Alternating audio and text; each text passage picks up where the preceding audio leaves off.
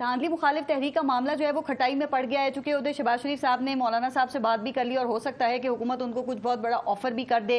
और क्या यही वजह तो नहीं है कि फिर खान साहब जो हैं उन्होंने जो सियासी जमातें हैं उनसे मशरूत मुज़ाकरात करने की हामी भी भर ली है, चूंकि वो हर तरफ से मायूस हो चुके हैं।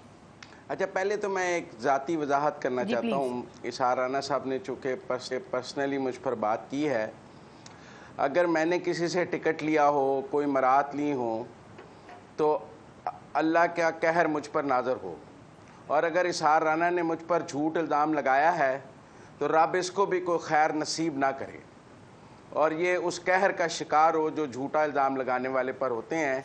अगर मैंने किसी से टिकट ली है, कोई अगर मैं लाइटर नोट पर बात नहीं कर रहा, अगर मैंने किसी से टिकट लिया है लंदन जाने का, अगर मैंने किसी से कोई मरात ली हैं तो मुझ पर अल्लाह का कहर हो, और अगर इशार राना ने मेरी ज़ात पर झूठा इल्ज़ाम लगाया है तो अल्लाह इसको खैर नसीब ना करे।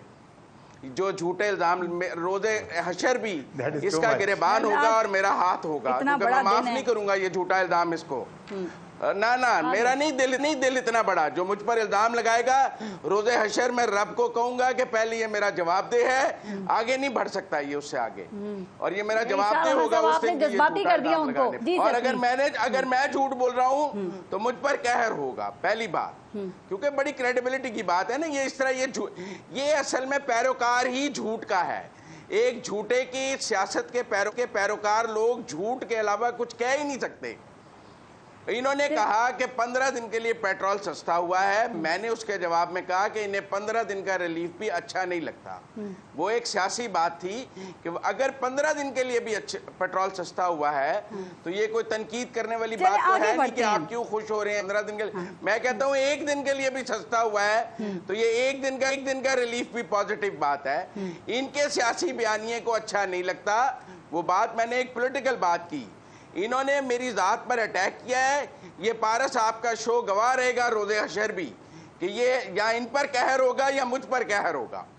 अगर मैंने एक मसला लिया होगा तो इनकी सियासी जमात से। जी आपने दिल पे ले ली ज्यादा ये बात। सर आगे चलते हैं, वो बता दें वो तहरीक कहाँ जा रही है? खटाई में पड़ गई, खान साहब ने इसीलिए हामी भर ली है मशरूत मुज़ाकरात की सियासी जमातों से।